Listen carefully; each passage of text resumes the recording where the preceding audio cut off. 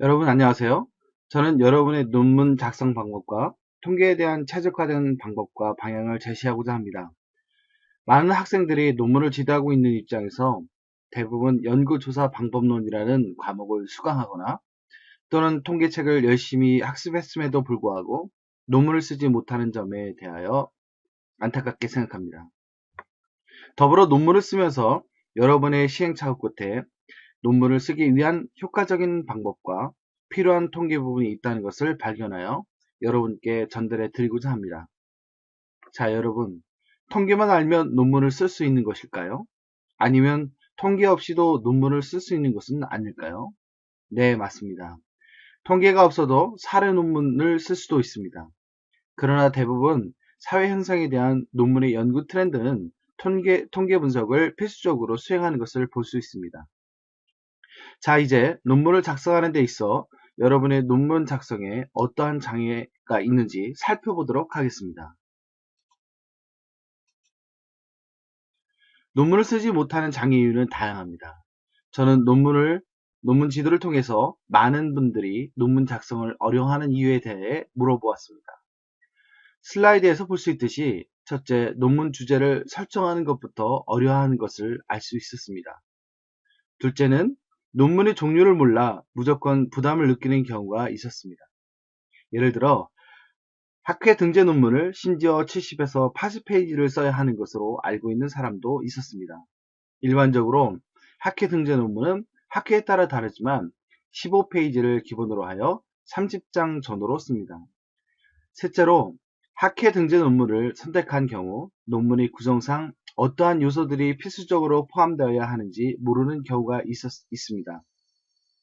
몇몇 분들은 기존 연구를 단순히 논문의 한 구성 요소로 채우기식 부분으로 생각하시는 분들도 있음을 알 수 있었습니다. 기존 연구는 연구 모형 설정 및 측정 변수에 대해 조작적 정의 부분에 기존 연구의 뒷받침이 없이는 불가능합니다. 그러므로 기존 연구는 아주 중요한 요소입니다. 넷째로 우리가 주로 사용할 SPSS와 에이모스와 같은 툴을 사용해 본 경험이 없어 통계 툴만 익히는데 많은 시간을 투자하고 소요하는 것을 볼 수 있었습니다.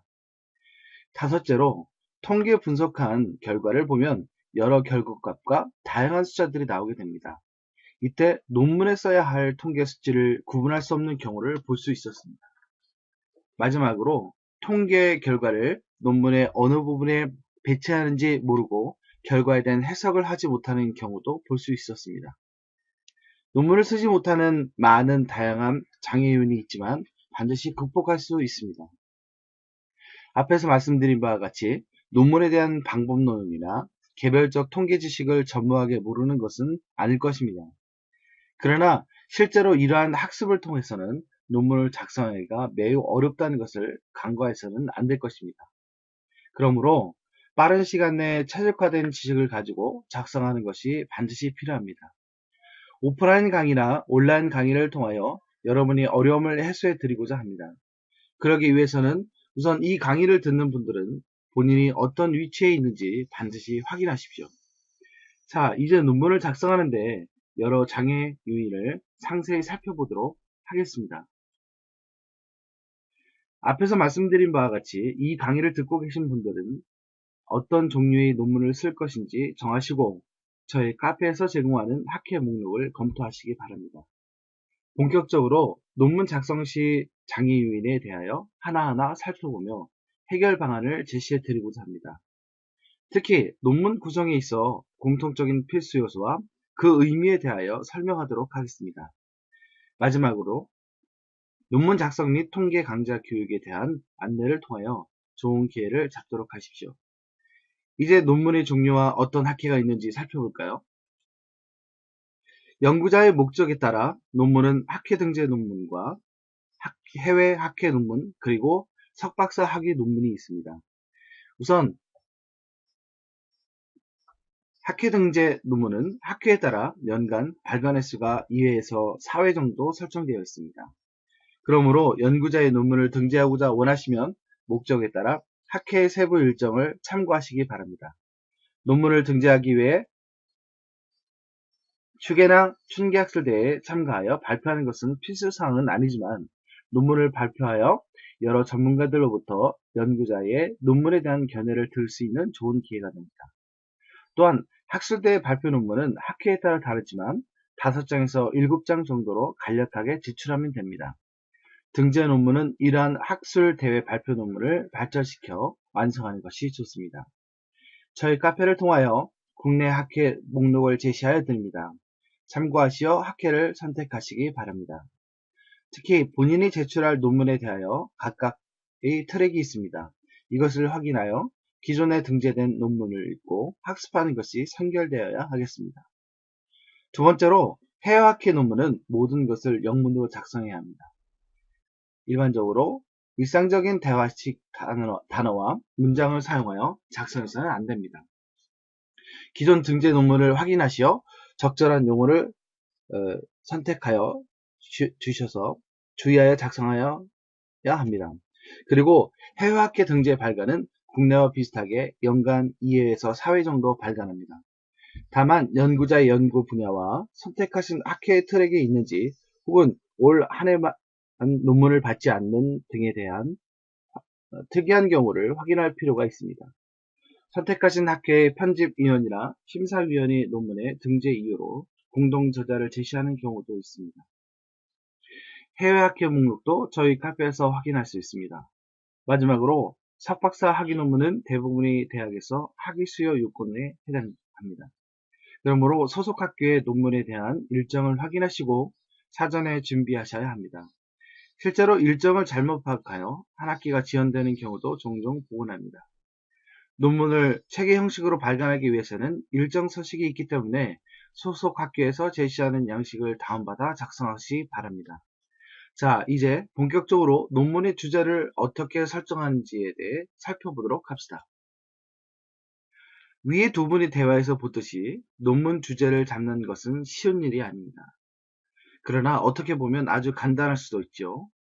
지금부터 논문 주제를 선정하는 것은 어떠한 경로로 이루어지는지 실제 경험을 통하여 말씀드리도록 하겠습니다. 연구자 대부분이 논문을 쓰는 동기가 자발적이기보다는 의무적인 경우가 많습니다. 그렇기 때문에 연구자의 관심사를 끌어내기가 사실상 어렵습니다. 그래서 많은 기존 연구를 읽어보고 본인이 직무와 같거나 평소에 관심 있는 사항의 영역에서 선택하려고 합니다. 때로는 타인이 연구 주제를 제시할 때도 있습니다. 연구자의 직무 경험이나 전문성을 빌어 공동 연구를 제시하는 경우이죠. 이런저런 경로로 연구 주제를 선정하지만 가장 중요한 점은 연구 주제에 앞서 충분한 동기를 명확히 할 필요가 있고 연구자의 아이디어만으로 연구 주제를 선정해 논문이 아닌 보고서나 논설이 돼서는 안 된다는 점을 주의하셔야 합니다. 그러므로 논문 주제의 선정은 반드시 연구자의 연구 주제에 대한 아이디어와 기존 연구를 충분히 검토하여 이미 연구하고 있는지 그리고 연구자가 생각하고 있는 범위까지 연구가 진행되어 있는지 반드시 검토해 보아야 합니다. 사실 연구 주제를 선정하는 것은 연구자의 아이디어만으로 불가능하고 또한 해서는 안 될 것입니다. 우선적으로 기존 연구를 충분히 읽고 학습하며 중요한 것은 일정 서식에 맞게 정리하는 습관을 가지고 있어야 하겠습니다. 일정 서식은 카페에서 제공하도록 하겠습니다. 자, 이제 구체적으로 기존 연구에 대하여 어떻게 찾아나갈 것인지 살펴보도록 하겠습니다. 그런데 기존 연구가 왜 필요할까요? 만약 연구자가 어떤 관심사에 대하여 연구 주제를 설정하였다고 합시다. 그런데 기존 연구를 검토하지 않고 연구를 진행할 때면 중복 연구가 됩니다. 물론 다른 결과를 가져올 수도 있겠죠. 하지만 본인의 연구가 구체화되고 일반화되기까지는 기존 연구와 뒷받침되지 않으면 안 됩니다. 자, 이제 여러분이 연구자의 관심사로 출발하여 실제로 기존 연구 주사하는 방법을 살펴볼까요? 예를 들어 어떤 연구자가 직무에 대한 집중과 열의를 낼 수 있는 원인에 대해서 알고 싶다고 합시다. 슬라이드에서 보시는 것처럼 연구자의 질문은 처음부터 직무 몰입이라는 용어를 사용하지 않습니다. 아마도 직무에 대한 열의와 집중을 극대화할 수 있는 방법이 있지 않을까 이렇게 생각하겠죠. 그렇다면 기존 연구 논문에서는 이러한 것을 어떻게 정리하고 사용하고 있는지 조사할 필요가 있습니다. 여러분에게 제시하는 것처럼 관련 문헌 조사 추천 사이트를 이용하여 처음에는 직무라는 단어만 입력하여 검색합니다. 그리고 연구자가 처음 생각하고 있는 의미와 동일한 용어를 찾습니다. 만약 직무 몰입이라는 용어를 찾았다면 직무 몰입이라는 용어를 사용하여 검색한 후 기존의 시사점을 정리합니다. 이러한 과정을 반복하다 보면 연구 주제와 패턴을 알 수가 있게 됩니다. 정리하면 기존 연구 조사는 단순히 논문의 한 부분을 채워넣기 위한 것이 아니라 본인의 연구에 대한 구체성과 타당성을 기존 연구를 통하여 간접적으로 점검할 수 있는 계기가 됩니다. 다음으로 연구 모형 및 가설 설정에 대하여 살펴보도록 합시다. 기존 연구 조사는 하였는데 이것을 어떻게 연구 모형으로 재구성할까요? 슬라이드의 연구 모형의 예를 들어 살펴보도록 하겠습니다. 만약 모바일 SNS 속성이 접근성, 유용성, 최신성으로 기존 연구에서 제시되었다고 봅시다. 그런데 최근 연구 논문을 보니 모바일 SNS 속성의 연결성도 있음을 발견하였습니다. 이때 모바일 SNS 속성에 대하여 접근성, 유용성, 최신성, 연결성을 재구성할 수 있지 않겠습니까?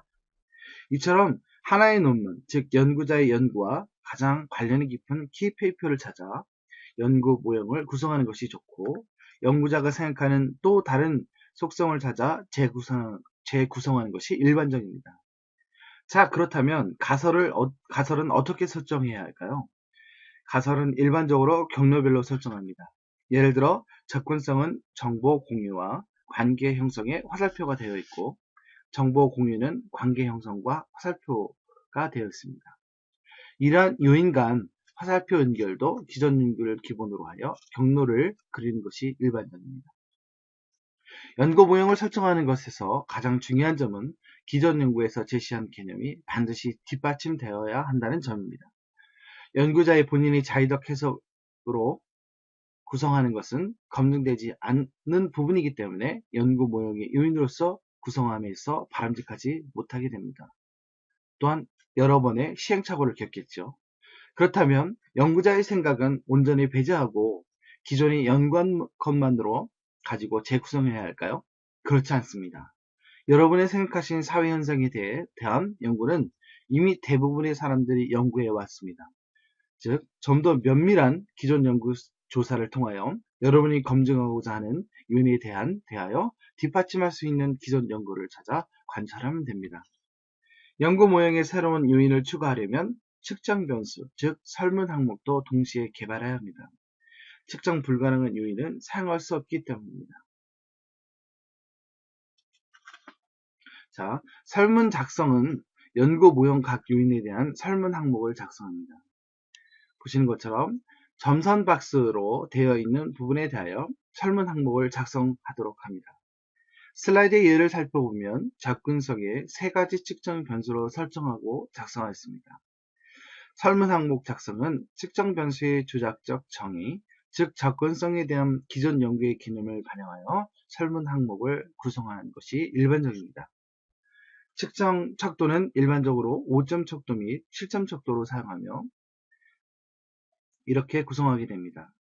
이렇게 각 요인에 대하여 설문 항목을 작성하고 표본, 즉 연구 대상에 대하여 인구 통계학적 특성을 파악하기 위해 성별, 연령, 슬라이드의 예에서처럼 모바일의 SNS 특성을 파악하기 위해 사용기간, 이용기간, 이용동기, 목적, 주로 사용하는 모바일의 SNS 등이 설문지에 포함시켜 인과관계 분석과 동시 연구 대상에 대한 특성을 파악하여 논문에 제시하는 것이 일반적입니다. 논문의 코딩 시 엑셀로 작성하여 SPSS에서 불러들인 것과 직접 SPSS에 입력을 하는 방법이 있습니다. 이때 설문지 하나가 각 행으로 입력됩니다. 이것을 레코드라고 하죠. 향후 오프라인 논문 강좌를 통하여 설문지 작성 및 코딩에 대하여 자세하게 살펴보도록 하겠습니다. 자, 이제 논문을 작성해 필요한 통계 요소는 무엇일까요? 통계 분석에 있어 논문에 필수적으로 서술해야 할 요소는 무엇일까요? 조사하는 대상에 대한 특성을 파악하기 위해 남녀의 성별, 직위, 고용 형태와 같은 인구 통계학적 분석을 합니다. 두 번째로 논문의 조사 방법이 설문한 것이라면 우선 설문지 구성에 대한 타당성을 입증해야 합니다. 이를 통계 분석에서 요인 분석이라고 하죠. 더 쉽게 말하면 설문 항목을 요인에 해당하는 개념으로 잘 작성되어 있는가를 파악하는 거죠. 세 번째로 설문 항목에 대하여 응답자들이 성실하게 응답하였는가에 대하여 파악하려면 신뢰도 분석을 해야 합니다. 이것은 크롬바 알파 값이라는 것으로 하게 되고요. 네 번째로 개념 신뢰도와 합성 신뢰도를 파악합니다. 위에 말씀드린 크롬바 알파 값이 0.6 이상으로 신뢰성을 가지고 있다 하더라도 내적 일관성이 있다고 보기는 어렵다는 것이 통계학자들의 공론입니다. 그러므로 신뢰도에 대하여 다시 한번 검증하는 단계가 필요하다고 합니다. 확인적 요인 분석에서 평균 분산 추출값으로도 신뢰도를 측정할 수 있음을 기억하세요. 그리고 통계적인 용어를 논문에 따라 같은 개념이지만 다른 용어를 사용하는 경우가 있습니다. 예를 들어 개념 신뢰도는 합성 신뢰도라고도 합니다. 네 번째로 일반적인 인과관계를 분석할 때 우선 연구자가 그린 모형과 자료가 적합한지를 평가해 보아야 합니다. 이를 모형 또는 모델 적합도 분석이라고 합니다. 자, 이제 논문의 최종 목표인 인과 분석에 대해서 살펴볼까요? 지금 여러분에게 설명드리는 것은 많은 분석 방법이 있지만 그 중에 인과관계 분석에 대하여 설명하고 있습니다. 쉽게 말하면 논문의 제목에서 무엇이 무엇에 미치는 영향으로 끝나는 논문 제목이 있죠. 인과관계 분석에서는 연구자가 세운 가설에 대하여 채택인지 기각인지 규명하는 분석 단계입니다. 일반적으로 P값이 0에 가까운 것이 채택되는데요. 그 기준값이 0.05보다 작거나 0.01보다 작을 때 채택됩니다. 연구 가설에 대한 채택 및 기각을 판단할 수 있는 것은 크리티컬 레이시오, 굳이 한국말로 번역한다면 임계 비율을 말합니다. 이것은 T값과 같아 2 이상이면 가설 채택을 간주합니다. 지금까지 논문에 필요한 통계 분석 요소에 대하여 살펴보았습니다. 그렇다면 통계 분석 방법은 어떤 것이 있을까요? 어떻게 분석 방법이 결정되는 것일까요? 다음 슬라이드를 통하여 살펴보도록 하겠습니다. 여러분이 보시는 것처럼 논문의 제목에 따라 분석 방법이 달라집니다. 여러 집단 중에 집단의 특성에 따른 분류를 하고자 원한다면 군집 분석을 합니다. 예를 들어 시장 세분화에 관한 연구는 군집 분석을 하는 경우가 되겠습니다. 그리고 여러 집단에 있는데 군집 분석만 있을까요? 그렇지 않습니다. 집단 1개 또는 2개인 경우에는 T 분석을 일반적으로 사용하고요. 3개인 경우에는 분산 분석을 사용하게 됩니다. 최근의 연구 트렌드를 보면 인과관계 분석, 즉 원인과 결과에 대한 분석을 많이 하는 것을 알 수 있습니다. 대부분이 논문이 무엇이 무엇에 미치는 영향으로 끝나는 인과관계 분석을 말하는 겁니다. 회계 분석을 통하여 구조 방정식 모형을 이용하여 분석합니다. 회계 분석을 SPS로 분석하는 경우 연구 모형의 경로별로 모두 수행해야 합니다. 쉽게 말하면 A라는 요인이 B와 C에 화살표가 있다면 화살표별로 회계 분석을 개별로 하여 종합해야 합니다. 그러나 A모스를 이용하여 연구 모형을 그리고 자료를 대입하면 한 번에 회계 분석이 끝나게 됩니다. 이런 점에서 A모스를 이용한 인과관계 분석은 이제 더 이상 선택은 아닌 것 같습니다. 정리하자면 논문 제목에 따라 분석 방법이 다르다는 것을 기억하시고 논문 제목을 결정할 때 분석 방법이 적절하게 떠오르는지 염두에 두어야 할 것입니다. 자, 이제 논문 작성에 필요한 통계 분석 절차를 살펴볼까요? 지금 설명드리는 통계 분석 절차는 다양한 분석 방법이 있지만 최근 가장 보편적이고 많이 쓰이는 인과관계 분석에 대하여 설명하도록 하겠습니다. 기존 연구를 통하여 작성한 설문지를 연구 대상자에게 설문하고 SPS에서 엑셀이나 설문지를 코딩합니다. 논문에서 직접적으로 해야 할 부분은 요인석부터 시작합니다. 물론 인구 통계학적 분석을 수행하여 연구 대상의 특성을 먼저 파악해야겠죠. 인구 통계학적 분석은 논문 통계 분석 절차에서 가장 먼저 수행하여 서술합니다. 이제 설문지 항목에 대한 타당성을 검증하기 위하여 요인 분석을 수행합니다. SPSS에서 요인 분석을 수행하면 요인에 해당하는 설문 항목들이 잘 맞지 않는 경우 군집하여 모여있지 못합니다. 이를 반복적으로 수행하여 요인의 특성에 맞지 않는 설문 항목을 하나씩 제거하여 타당성이 있는 요인별 항목을 추출하는 것이 그 목적이 됩니다. 설문에 대한 응답자의 신뢰성을 측정하기 위해 신뢰도 분석을 수행합니다. 신뢰도 분석은 크롬바 알파 값이라는 값을 기준으로 통해 설문 응답의 신뢰성을 판단하게 됩니다. 일반적으로 크롬바 알파 값이 0.6 이상이 되면 설문 항목에 대한 신뢰성이 있다고 평가합니다. 다음으로 에이모스에서 연구 모형과 설문 데이터가 잘 맞는지에 대해 검증을 수행해야 합니다. 이를 모형 적합도 분석이라고 하는데요. 예를 들어서 AGFI, CFI, GFI라는 통계 분석 결과를 보면 모두 FI라는 fit index, 즉 적합 지수가 나오는데요. 보통은 0.9 이상인 경우 모형이 적합하다고 판단합니다. 이러한 모형 적합 지수의 이상치 값은 오프라인 강좌를 통하여 제공하여 드리도록 하겠습니다. 자, 이제 논문의 본 목적인 가설 검증에 있어 인과관계 분석을 수행합니다. 인과관계 분석을 수행하기 전에 상관관계 분석을 통하여 가설의 방향을 체크하기도 합니다. 만약 상관관계 분석에서 의미 방향이 나왔다면 가설에서 부해, 즉 부정적 영향을 미친다고 설정하였는지 확인할 필요가 있고요. 반면 상관관계 분석 시 수치가 양의 방향으로 나온다면 연구 가설이 정에 미치는 영향으로, 즉 긍정적 영향으로 설정하였는지 점검해 보아야 합니다.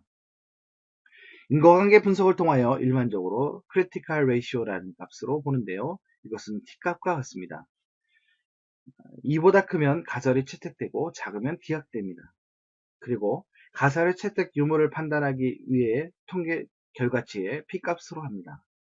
p값이 0이 가까운 것을 채택으로 간주합니다. 95%의 신뢰 구간에서는 0.0보다 작아야 하며 99%의 신뢰 구간에서는 0.01보다 작아야 합니다. 자, 이제 요인 분석을 통하여 여러분의 어려운 점을 하나씩 살펴보도록 할까요?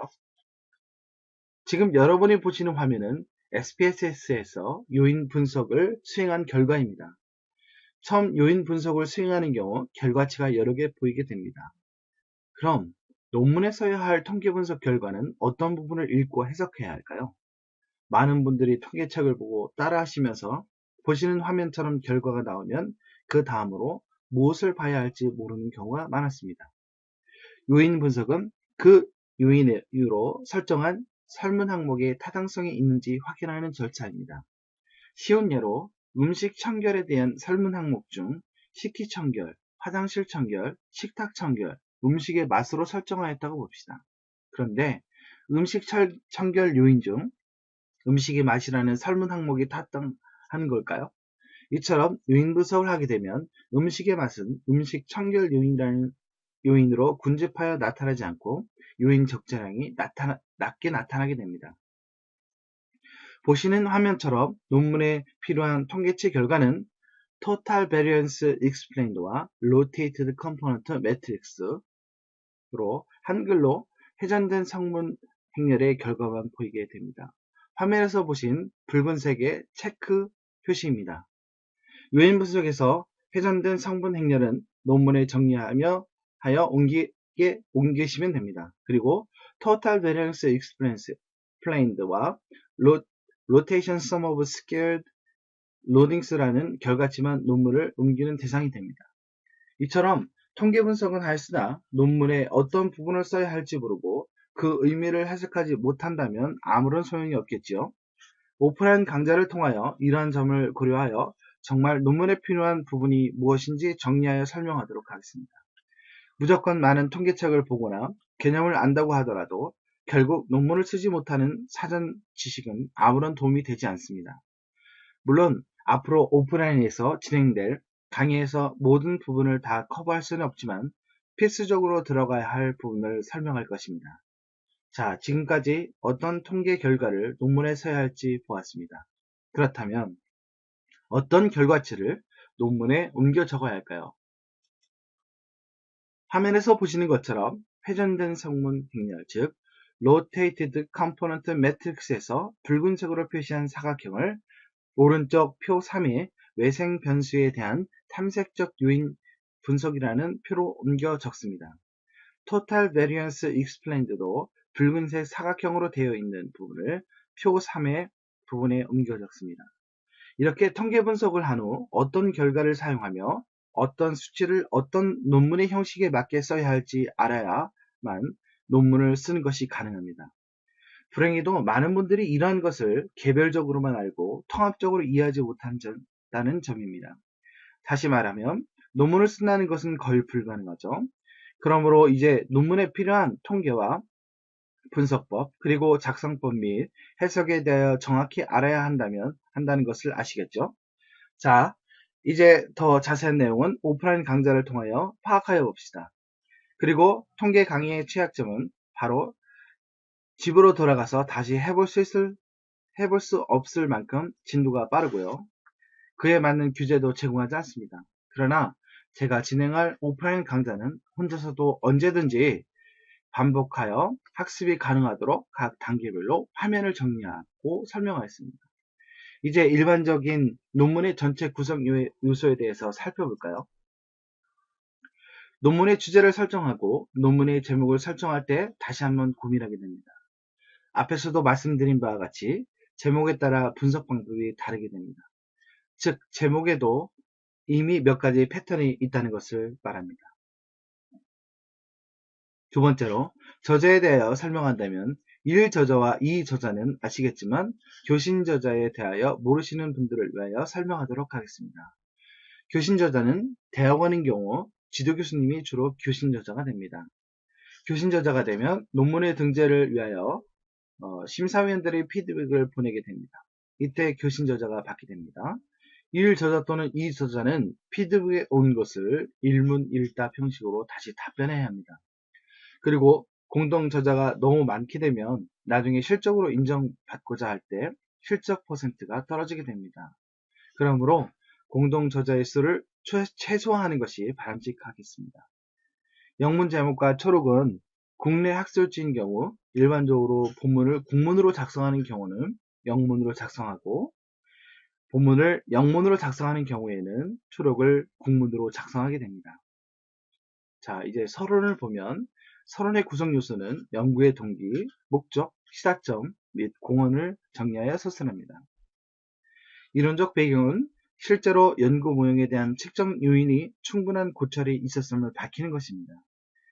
연구 모형 및 연구 방법은 가설을 설정하고 제목에서 언급한 바와 같이 인과관계 분석인지 혹은 분산 분석인지를 밝히는 부분입니다.